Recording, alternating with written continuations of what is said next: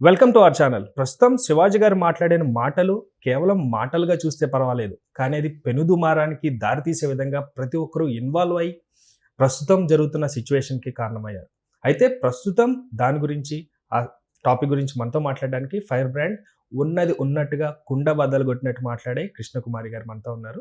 మేడంతో మాట్లాడతాం. నమస్తే అండి. నమస్తే. సో శివాజీ గారి మాటలు యాదృచ్ఛికంగా వచ్చినాయో లేకపోతే ఆ పదాలు వాడటం అనేది తప్పైనప్పటికీ కూడా ఇది చిలికి గాలివాన్ అయిపోయింది. ఇప్పుడు ఎవరిని కంట్రోల్ చేద్దామన్నా కానీ ఎవరికి చెప్పలేని సిచ్యువేషన్ కూడా ఏర్పడిపోయింది. ఇప్పుడు ఎలా చూడాలండి ఈ టాపిక్? ఆగుతుందా అసలు? ఇది మంచికి చేసినా చెడుకు చేసినా శివాజీ కామెంట్స్ ఇవాళ సొసైటీలో ఒక చర్చకి దారితీసింది. ఇప్పుడు అతను నేను మాట్లాడిన 2 మాటలు అన్పార్లమెంటరీ లాంగ్వేజ్, నేను మాట్లాడను అని చెప్పి నేను మాట్లాడిన వ్యాఖ్యలకి కట్టుబడి ఉన్నాను అని చెప్పాడు. అలాగే మహిళా కమిషన్ దగ్గరికి వెళ్ళి వచ్చిన తర్వాత మాట మార్చాడు. ఏమనంటే నేను ఇంకా మంచే చెప్పను, నేను ఎవ్వరికీ మంచి చెడులు చెప్పను అని చెప్పి ఆయన నేను ఇలాంటి విషయాల పట్ల, మహిళల విషయాల పట్ల నేను మాట్లాడను అని చెప్పి అక్కడ ఒక లెటర్ రాసి ఇచ్చి వచ్చాడు. అంటే లెటర్ రాసి ఇవ్వకపోతే కేసు అవుతుంది అందుకుని భయపడి రాసి ఇచ్చాడు తప్పితే అతను నమ్మి రాసివ్వల. ఆ రోజు ఆ ఈవెంట్లో మాట్లాడింది కూడా అతను ఏదో అనుకోకుండా యథాలాపంగా మాట్లాడింది కాదు. అతని సినిమా రిలీజ్ అవ్వబోతుంది. ఆ సినిమా దృష్టితో ప్రమోషన్ కోసం, ఎక్కువ మందిని ఆకర్షించడం కోసం అదొక ప్రమోషనల్ యాక్టివిటీ కింద మాట్లాడాడు. బహుశా అతను కూడా ఇంత దుమారం అవుతుంది అని అనుకుని ఉండడు. సరే, ఆ వ్యాఖ్యల్ని వ్యతిరేకిస్తూ నాలాంటి వాళ్ళు మాట్లాడారు, ఝాన్సీ, ఇలా రకరకాలు చాలామంది మాట్లాడారు. ఇది ఒక రకంగా ఒక డైలాగ్ వార్ లాగా ఎవరికి వాళ్ళు వాళ్ళని నిరూపించుకోవటానికి, ఎవరు చేసేది కరెక్టు అని సొసైటీ ముందు ఒప్పించుకోవటం కోసం, ఎవరి మార్కెట్ని వాళ్ళు పెంచుకోవటం కోసమే ఈ వ్యవహారం మొత్తాన్ని వాడుకున్నారు అనిపిస్తుంది. అటు అనసూయ చూసినా, ఇటు శివాజీ చూసినా, ఇవాళ మీడియా కూడా ఇదేదో శివాజీకి అనసూయకి మధ్యలో ఫైట్ లాగా చేశారు. ఇది ఇద్దరు వ్యక్తుల మధ్య ఫైట్ కానే కాదు, వ్యక్తిగతం చేసేసారు. ఇదేదో అంతా ఇప్పుడు మేమేమన్నా శివాజీని వ్యతిరేకించాము అంటే అనసూయని సపోర్ట్ చేసినట్టు అని మాట్లాడుతున్నారు. లేదు, అనసూయని తిట్టే వాళ్ళందరూ కూడా శివాజీ వ్యాఖ్యల్ని సమర్థించారన్నట్టు కాదు. కానీ వీటన్నిటికీ మధ్యలో ఇవి 2 విషయం, వీళ్ళిద్దరూ కాకుండా అసలు వాస్తవం ఒకటి ఉంది. అదేంటి ఆ వాస్తవం ఏంటి అని మనం మాట్లాడుకుంటే, వస్త్రధారణ గురించి ఆయన ఎందుకు అంతలా చెప్పాడు అంటే, ఒకటే మనకి, మీరు మంచి బట్టలు వేసుకోండి అమ్మా, లేదంటే మీరు ఇబ్బందులు ఎదుర్కొంటారు అని చెప్పాడు. అంతవరకు ఓకే.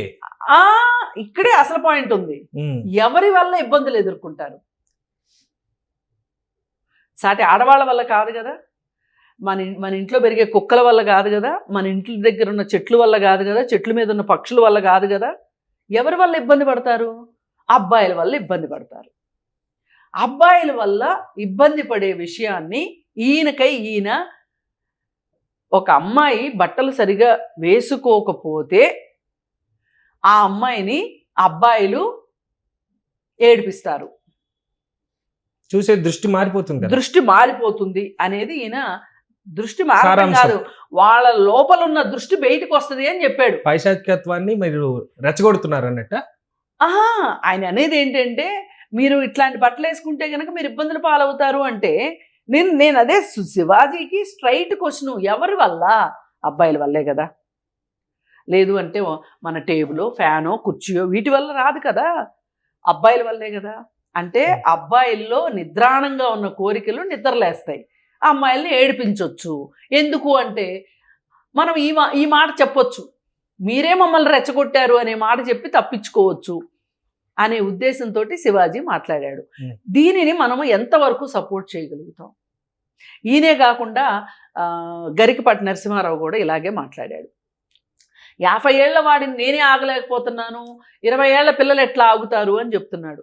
ఉపన్యాసంలో భాగంగా చెప్పాడు. ఉపన్యాసంలో భాగంగా చెప్పినా, ఇలా ఇంటర్వ్యూలో చెప్పినా, అలా ఈవెంట్లో చెప్పినా, ఎక్కడ చెప్పినా ఇది ఎయిర్లోకి వెళ్ళిపోయింది. మాట జారితే తీసుకోలేము. తీసుకోలేము. ఉమ్, మాట అనేసాం, చెప్పేశాం నీ అభిప్రాయం. ఇప్పుడు నువ్వు నమ్మకపోతే నువ్వు ఎందుకు చెప్తావు? ఇదేమన్నా అరుగుల మీద సొల్లు కబుర్లా, వీళ్ళు ఇలా అన్నారు వాళ్ళు అలా అన్నారు అని చెప్పి మనం ఏమన్నా పోస్ట్ మ్యాన్లమా? వాళ్ళు అన్నారు వీళ్ళు అన్నారు అని చెప్పడానికి, పోస్ట్ చేయటానికి?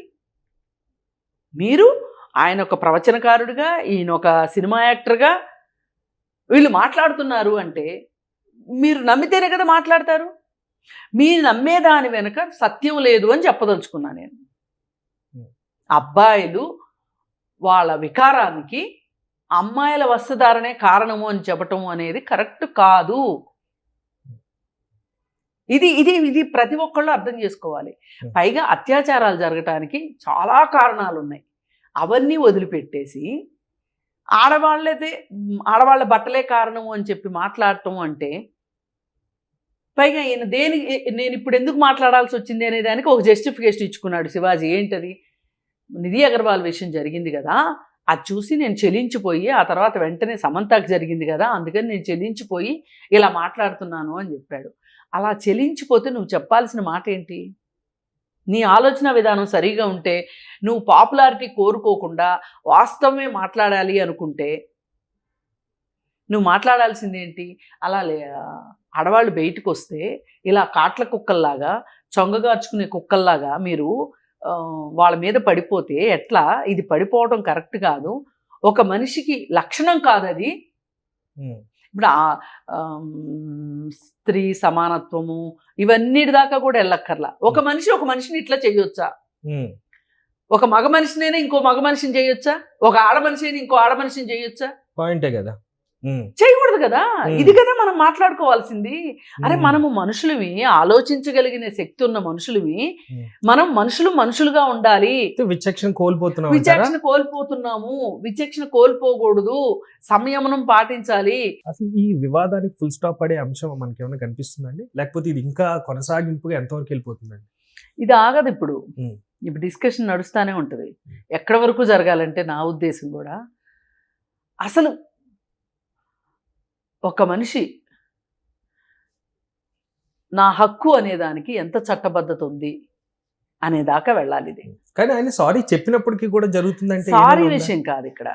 అది అసలు శివాజీ సారీ ఎవరికి కావాలి? ఆయన ఇంత పెద్ద చర్చని పెట్టాడు ప్రజల ముందు. ప్రజలు కూడా 90%, 95% శివాజీ మాటలు కరెక్టు అంటున్నారు. మనం ఎంత జనాలు ఎవరు బాధపడొద్దు కానీ, అది తప్పైనప్పటికీ కూడా, అది తర్కానికి నిలబడింది అయినప్పటికీ కూడా, శివాజీ మాటలు మీకు ఎందుకు అంత నచ్చుతున్నాయి? 95% పీపుల్కి ఎందుకు నచ్చుతున్నాయి?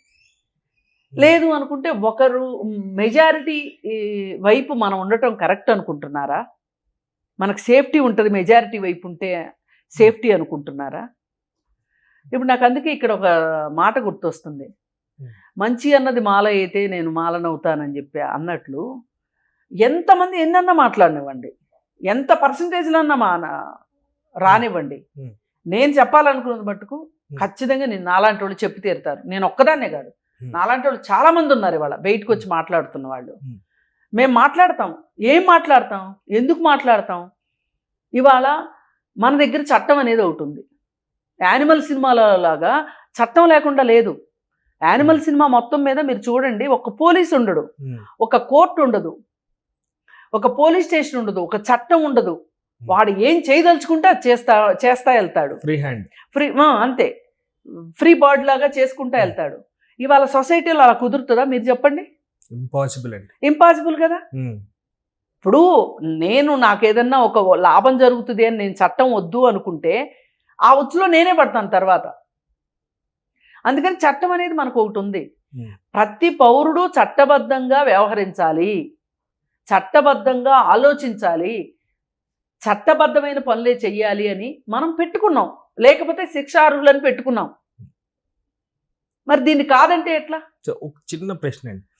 సమాజంలో చెడు పెరిగిపోవడానికి చెడ్డోళ్ళు మాట్లాడడం వల్ల కాదు, మంచోడు నోరెప్పకపోవడం వల్ల అంటారు. మీరు ఏమంటారు?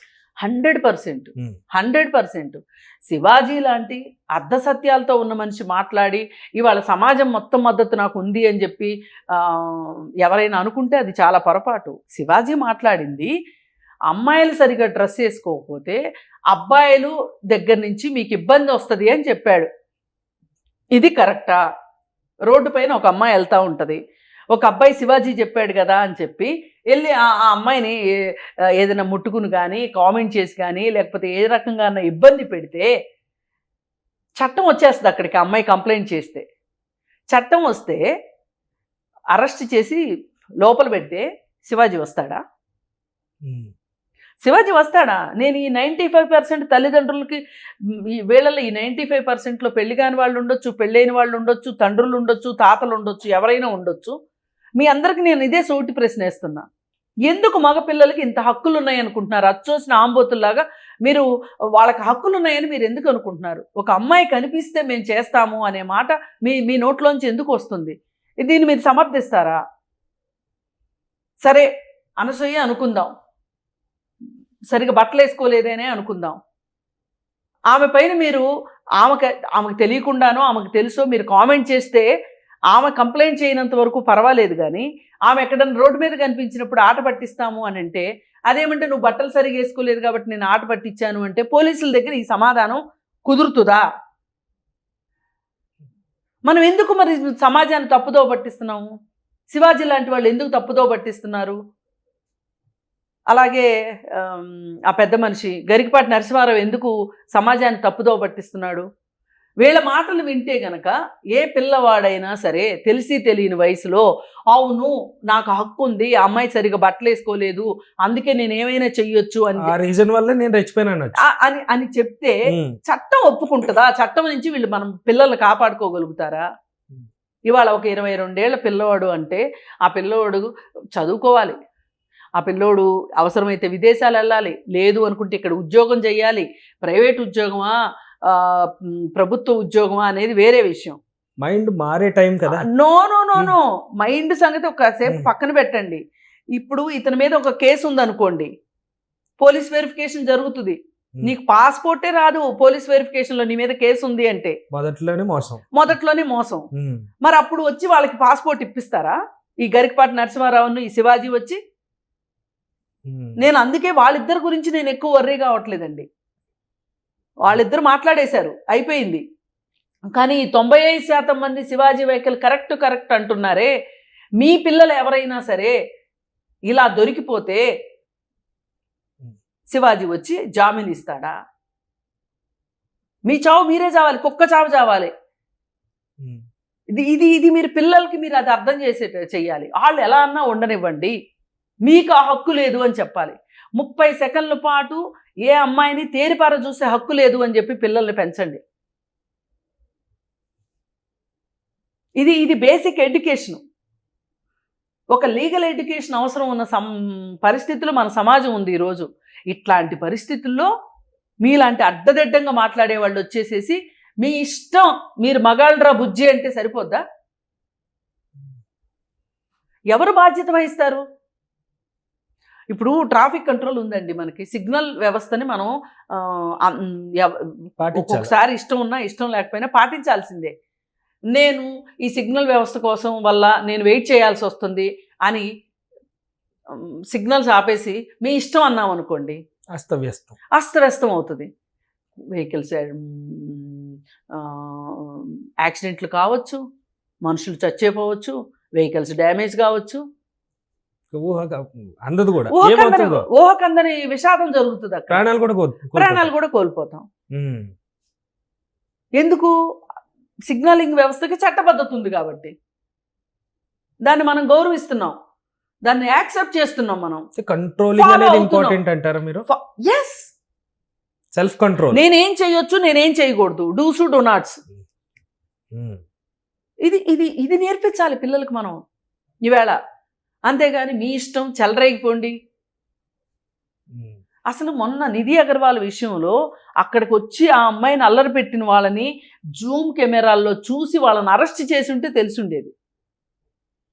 ఇది జరగకపోవటం చాలా తప్పు. ప్రభుత్వం ఈ విషయంలో పోలీస్ వ్యవస్థ చాలా తప్పు జరిగింది. సుమోటోగా తీసుకుని కూడా చేయొచ్చు. సమంత విషయంలోనైనా అంతే. మీకు ఎవరిచ్చారు రా హక్కు? మీకు చూడాలనిపిస్తే రండి చూడండి, అంతవరకే.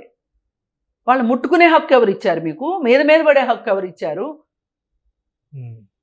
ఆల్మోస్ట్ బ్రతుకు జీవుడా అనుకుంటా కారు ఎక్కింది ఆ అమ్మాయి. దానికి వీళ్ళు ఏం చెప్తారు? అమ్మాయి బట్టలు సరిగా వేసుకోలేదు అంటారు. ఓకే, బట్టలు సరిగా వేసుకోకపోయినా మీరు అలా జంతువుల్లా ప్రవర్తిస్తారా? మనుషులు ఉన్నారని కదా అమ్మాయి వచ్చింది.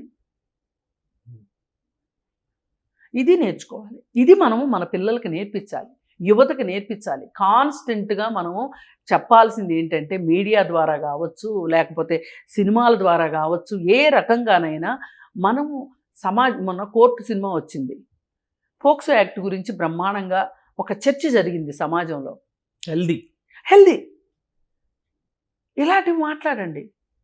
అదే అంతేగాని కొంతమంది బయలుదేరి పోక్సో యాక్ట్కి ఈకలు తోకలు పీకుతా కూర్చుంటే అది మీ డిస్కషన్కి పనికొస్తుందేమో కానీ ఒక చట్టం ఎందుకు చేస్తారు? సమాజంలో ఉన్న పరిస్థితులను బట్టి, అవసరాలను బట్టి, అలాగే పోరాటాల వల్ల చట్టాలు వస్తాయి. వాటిని మనం గేల్ చేస్తే ఏదైనా మార్పులు కావాలి అనుకుంటే మనం జ్యుడిషియరీని అడగొచ్చు. అలాగే ఈ అసభ్యత, ఈ వస్త్రధారణ, దీనికి సంబంధించి కూడా కోర్టుకు వెళ్ళొచ్చు మనం. ఏమనంటే ఫలానా వ్యక్తుల వల్ల వాళ్ళు వేసుకునే డ్రెస్సులు అసభ్యంగా ఉన్నాయి, న్యూసెన్స్ క్రియేట్ అవుతుంది, డిగ్నిటీకి భంగకరంగా ఉంది, వాళ్ళపైన మీరు చర్యలు తీసుకోండి అని చెప్పి కేసు వేయొచ్చు. మీరు రైట్ చేస్తే you have a right to question అంటారా? నేను రైట్ చేస్తే అనట్లా. మీకు ఎవరిపైనైనా ఇలాంటి అభ్యంతరాలు ఉంటే మీరు క్వశ్చన్ చేయొచ్చు, కోర్టుని అడగొచ్చు, కోర్టుకి వెళ్ళొచ్చు, కోర్టు తలుపు తట్టొచ్చు. ఏమండి ఫలానా వ్యక్తి వేసుకున్న అసభ్యకరమైన దుస్తుల వల్ల మాకు ఇబ్బందిగా ఉంది, వాళ్ళు అసభ్యంగా ఉన్నారు, అశ్లీలంగా ఉన్నారు అని చెప్పి మీరు కోర్టుకు వెళ్తే కోర్టు ఏం చెప్తుందో చూడండి. అంతేగాని మీరు నేను తీర్పులను కాదు. మనం ఉన్న చట్టాల గురించి మాట్లాడుకుంటానికి పనికొస్తాను తప్పితే, లేదు ఒక అవసరమైన చట్టం గురించి కావాలంటే మాట్లాడతాను తప్పితే, దాన్ని వక్రీకరణ చేస్తే మనకు ఒక పబ్లిక్ డయాస్ ఒకటి దొరికింది, ఒక ప్లాట్ఫామ్ దొరికింది. మాట్లాడేటప్పుడు దీన్ని సరిగ్గా ఉపయోగించుకోవాలి. అంతేగాని దొరికింది ఇంతే చాలు అని చెప్పి ఇష్టం వచ్చినట్టు మాట్లాడితే, ఫేమ్ కోసం కాదు, ఫేమ్ కోసం, నేమ్ కోసం మాట్లాడితే దానివల్ల ఉపయోగం లేదు. దాంతోపాటు మీకు ఇబ్బందులు కూడా వస్తాయి. అందుకే ఆయన మహిళా కమిషన్ దగ్గరికి వెళ్ళాడు. ఇంకా ఎవరైనా మహానుభావులు వెళ్ళాలనుకుంటే వెళ్దురు కానీ మహిళా కమిషన్ దగ్గరికి, వాళ్ళ లిస్ట్ కూడా రెడీ అవుతుంది, వెళుదురు కానీ ఆ సరదా కూడా తీర్చుకుందరు కానీ. ముసలి పండుగ. అంతే అంతే. Thank you so much madam. Thank you.